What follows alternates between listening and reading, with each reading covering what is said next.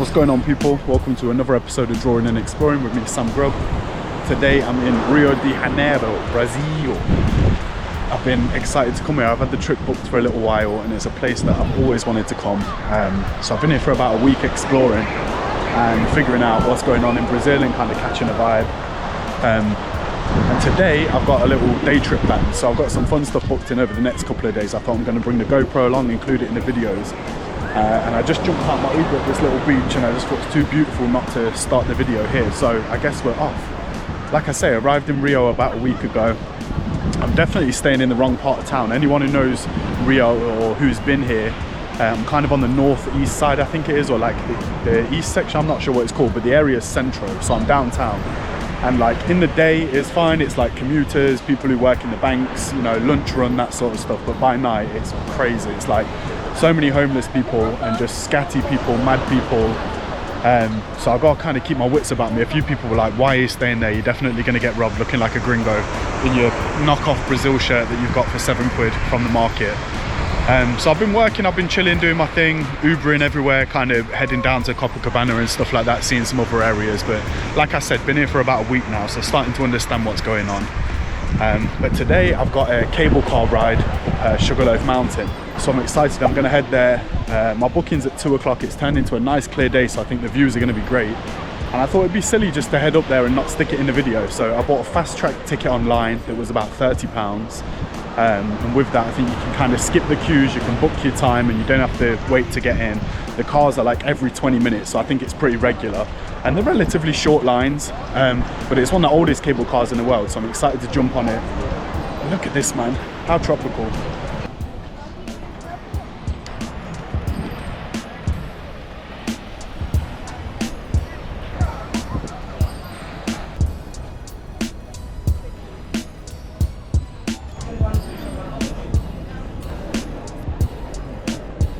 So like I said, I got the fast pass and just walked straight through, nice and easy. And then the guy here has just called on the radio and says, fast pass and someone's coming to grab me. I'm going to put on the screen how much exactly it was because I can't remember, but the thing I read online was saying just go for that, avoid all the queues. And even though I think I've come at a pretty quiet time, hopefully it's worth the money.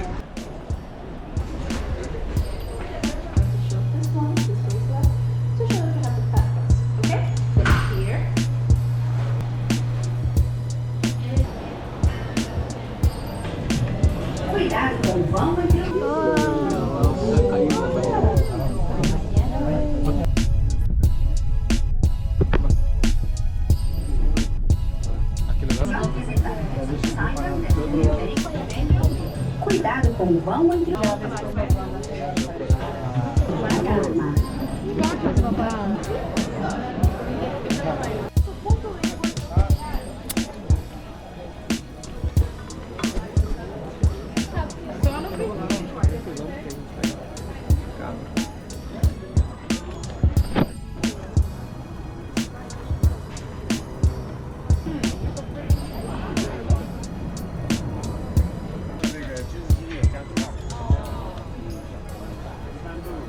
So I'm 215 meters above sea level, halfway up the start, Morro Da Urca, which is the first mountain of the two.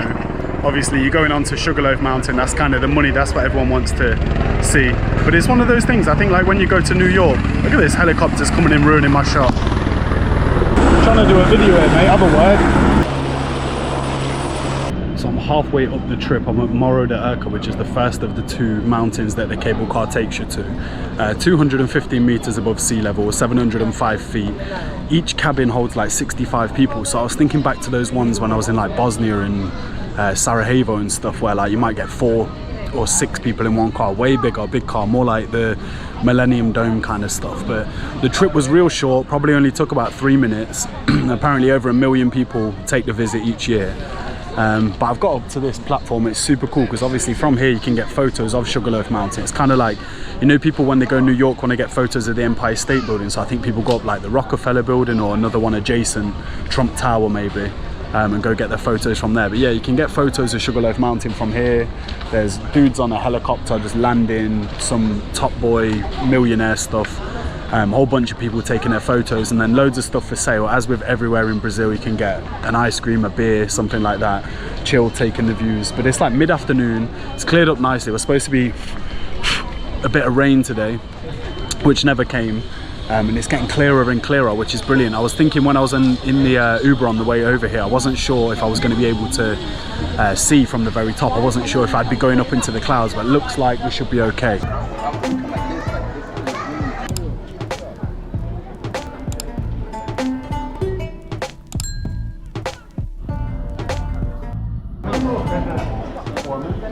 It's funny, everybody clamours to get real estate, try to get a window seat.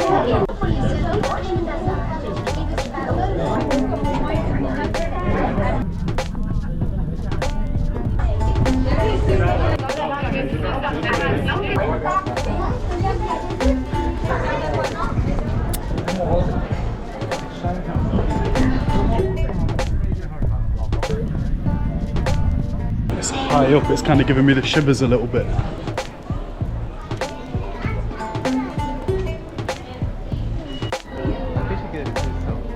A lot of, you know, person selling shirts, and I say, no, I need the blue one. Yeah. And the guy says, no, the verde amarela is Ronaldo, no, Dinho.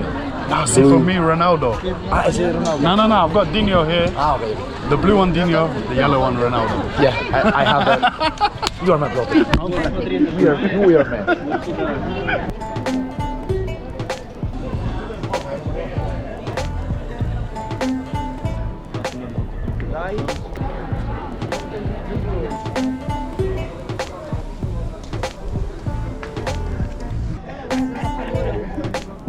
So it's pretty cool, man. There's loads of little walking routes and stuff like that.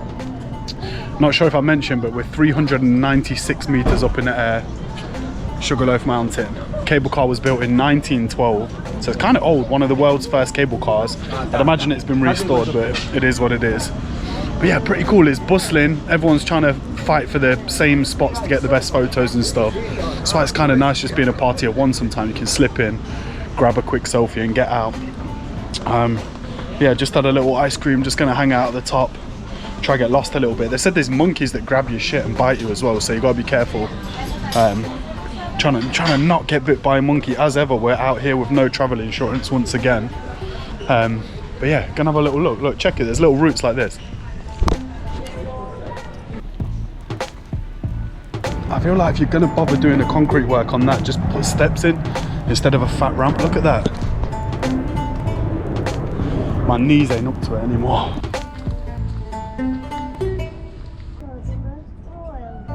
Look at this quiet, chill little spot that I found just in a corner, away from all the loud Americans fucking gawping all the time. I've just been looking up some facts and figures and stats about Sugarloaf Mountain. So like I said, 396 meters tall, that's 1,299 feet above Guanabara Bay. That was the beach where I first started the video. Its distinct conical form resembles the traditional sugarloaf used in the 16th century sugar trade, hence the name. Something that's really interesting is the first ascent was in 1817, and it was an English lady who did it. Henrietta Casteres, an English mountaineer, became the first recorded person to reach the summit, as she planted a Union flag, which was later replaced by a Portuguese flag. The mountain itself is over 600 million years old, so a little bit older than Jesus. And it's comprised mostly of granite and quartz, and apparently it's one of the biggest urban climbing areas in the world, with 270 multi-pitch rock climbing routes around the mountain. That's pretty cool. So if you're into mountain climbing, maybe get yourself over to the Sugarloaf.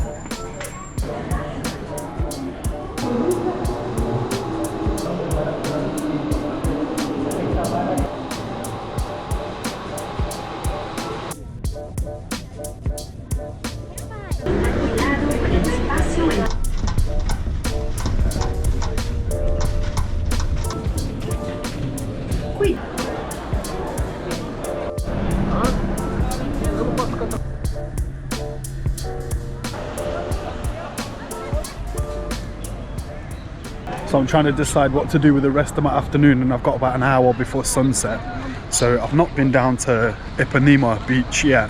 And my friend who was here a couple months ago, Big Ibby up, was telling me to go to Ipanema for the sunsets. So it makes sense, right? Gotta go explore the area, see what's going on. My favorite thing, well, one of my favorite things in Brazil is the Uber Moto. 2 wheels. A guy pulls up with a little moped, chucks you a helmet, you jump on a bike. There must be some mental shit in the terms and conditions, health and safety, but who gives a sod? No problems yet, and you just weave through traffic. It's super. It's like the quickest way to get around in the city, I think. Maybe bar the metro, but I don't know, heard the metro is super sketchy. So for now, I'm gonna jump on 2 wheels.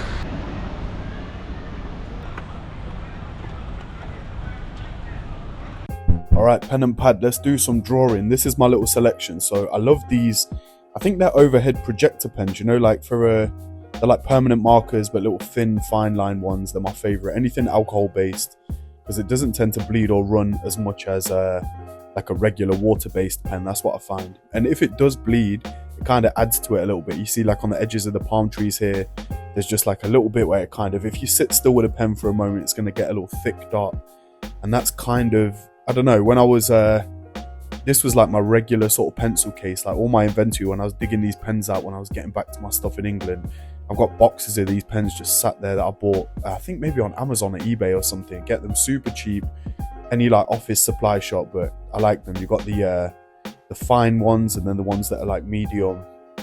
So yeah, we're getting it done, man. Pen and paper. It's ironic, I bought this pad thinking I don't really want to be cutting about with my iPad in my bag. Imagine I take a wrong turn in Rio and get stuck for my iPad. But then as it turns out, a lot of this trip I ended up just doing the drawing when I was back at the crib. So this is me back at the crib. I'm outside. I was having too much fun, man. I don't want to, I don't know, didn't want to cut the days short. And I thought if I can get back at night and sit there and do some drawing, I don't mind it so much. So I'm doing a little postcard scene of Rio, a little bit of a AI composition, nothing in the right place, everything kind of not where it's meant to be. It doesn't actually look like Rio, but we're having some fun with it either way. Started with this little border, and you have to excuse the angle on this one. Couldn't get the tripod to sit dead flat above the paper, so you're gonna have to use your imagination. You've got the shadow of my frizzy hair in there as well. Getting it done, man, using the like I say, whiteboard marker for the big sort of blacked out bits. I kind of like the bold sweeping shadows on the side of the building.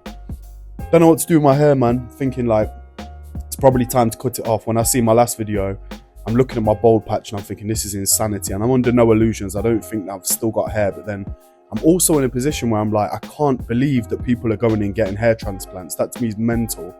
I was never one of those kids who went and got their ears pierced. I don't really understand the idea of decorating your body like that. But then I'm thinking like, okay, what happened to just going bold? You know, just people just being bold and just dealing with it. All my friends are like, oh, I think I'm going to get a hair transplant. I'm like, you might as well get fake tits as well. Like, what's the difference? Decorating your body. Go chop the wood. So if you catch me with a hair transplant in like 3-4 years, kill me for it. Have a go at me. But it's not going to happen. Plus, I think as well, the more you lose, the less chance you've got of it taken successfully. I don't even know. I need to just bite the bullet and cut it off. But I can't be bothered with shaving it all and then having that thing where I'm on a work call or something and people are like, oh, it suits you, blah, blah, blah. Oh, yeah, it's like, I can't be bothered with that. So when the time comes, we're going to have it off. But yeah, this is it. So I'm filling in here with these highlighters. I love this kind of I love the way with highlighters you can layer them over the top and get different colours. I like the chisel tip for like some fine bits and some thicker bits. So yeah, just getting it done. Got a teal one, little lilac, yellow, couple of pinks. You know the game. Filling them in. Brought this stuff out from the UK with me thinking I'll do a lot more drawings with this palette. And this has been the only one I've done so far. So stay tuned. Might do some more while I'm out here. You can see here what I'm going to do. I'm filling this in with the pink. And then I think if you go over the pink with the yellow, you get like an orangey colour. Don't really know how it works for highlighters, but you know the way that they just layer up real nice over the top of each other. And you still kind of get some washy, like water-based little bits. You know, like when you're doing felt tip colouring in as a kid and you can kind of see where the different sections you've coloured in have joined up. I like that. So yeah, getting it done. Purple sky. Rio, man. Some of the sunsets in Rio. Feel like, I don't know, to my friends back home, they're asking me like, what was it like? What was Brazil like? And I'm like, it's amazing. I literally want to move there. Like, I get it. I'm indoctrinated. It was perfect. And the sunsets just, I'm not gonna miss them. I feel like the beaches and stuff and the views and that is just something that I could definitely get used to. So hopefully not my last time in Rio. I want to go back. Made some friends there, so I want to head back and link up with these people. Met one guy randomly, and he's it's funny because I guess like all the nomads tap into the same sort of stuff. And when I'm out there, I'm doing this walking tour, linked this American guy, and I was chatting to him, and he's like really ambiguous about what he's doing. So we followed each other on Instagram, and then I see he's doing like crypto and he's day trading and stuff like that. And he's, I don't know, I don't think you need a lot of money to live a relatively good life in Rio, you know what I mean? So he was having his fun doing his day trading. I'm enjoying his stories, and I like with people that I meet along the way, following them on Instagram and seeing like a little bit of daily life in these cities I've been to. But my following's a mess. Like I'm following a whole bunch of accounts now, and the ratio is bonkers, but it is what it is. Who cares? Getting this done, nearly there to be fair. Short edit on this one. Getting the little highlighter bits in.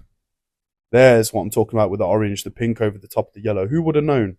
We're mixing colours. And then made the sky a little bit swampy with the yellow over the purple. But you live and learn. It is what it is. Kind of enjoyed doing this. It's very like, I feel like, I've said it before, but with the iPad stuff, it's quite like you're not committed, sorry. You know, once it's in, you can take it back or do a back step. Whereas with this, it's a bit more like once it's there, it's there. So yeah, this is it. My postcard. Rio de Janeiro, one of my favourite cities on earth. Got the palm trees, got the massive umbrellas on the beach. Bang.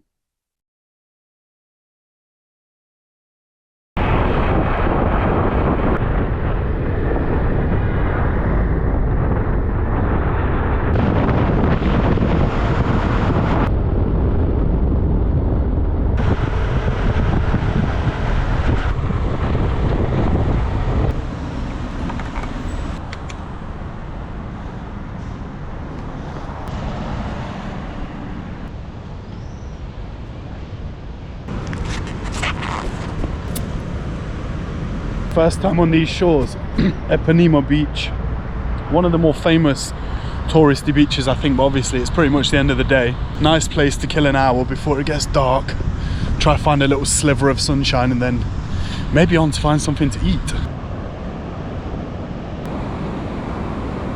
I love that little Uber Moto one, so cheap. That's like 15 real, which is 8 is a pound, so just under £2 for a 20-minute ride. Weaving through the traffic, 2 wheels, little bit high octane, bit fun. You're fearing for your knees. These guys have got such a good read on how wide the bike is and what it's going to fit through, and they're smashing through these little gaps, and the widest thing, it feels like it's my knees. I guess it's the handlebars, but still, I don't know if I'm made for this bike life.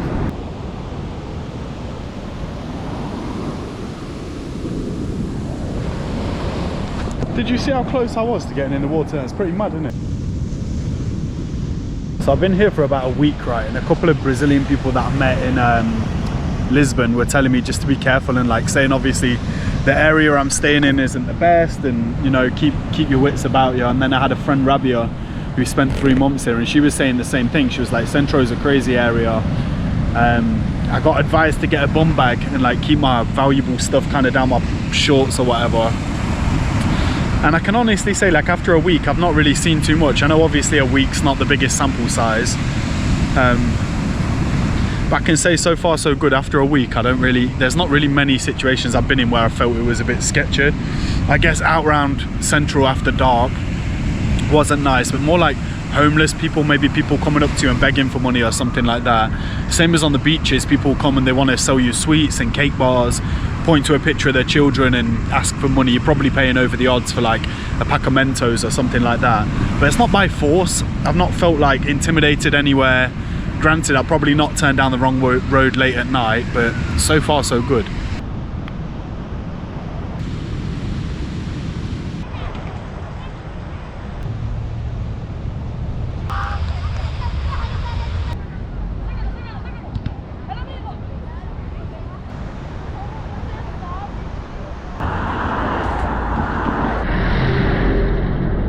So I Ubered back, worked up a bit of an appetite and headed back out. I'm in Centro now at night with a GoPro, so we'll see how this goes. Found a spot that's 6 minutes away that looks pretty nice, so I'm gonna head there now, see if I can get 1-2 clips of the area. I'll show you guys what it's like.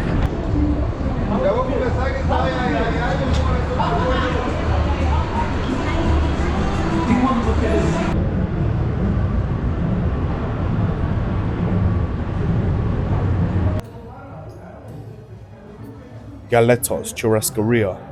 Bang, you know what time it is. These lot are closing up. It was late in the day. So I kind of had a set menu. She said, yeah, we've got this left. I said, yeah, cool, just bring it. Dude next door having a sing-song. These lot all having a dance. Look at the vibes in Brazil. And here I am getting plated up. So they've got the beans, they've got the salsa, the chicken, the rice, the chips. In Brazil, they don't care. They're just mixing carbs up. Straight into the chips. Boff, you know the game. In cracked out Centro, keeping one hand on my GoPro. I'm thinking I can't be bothered with someone running by and swiping it. But the chicken was good. They do a good job. I think this year I've ate too much rotisserie chicken, but you know what I mean? It goes down. Slap a bit of the salsa onto the rice. The beans as well. And the little bowl of semolina looking stuff is farina de mandioca, which is like toasted yuca plant ground down. I think it's just plentiful and they serve it with everything in Brazil, but yeah, not for me. All right, belly full, back to the crib as soon as possible. You can see what I mean about the ends being a bit sketchy. Even when I'm eating there, there's like some dude coming up trying to sell me sweets.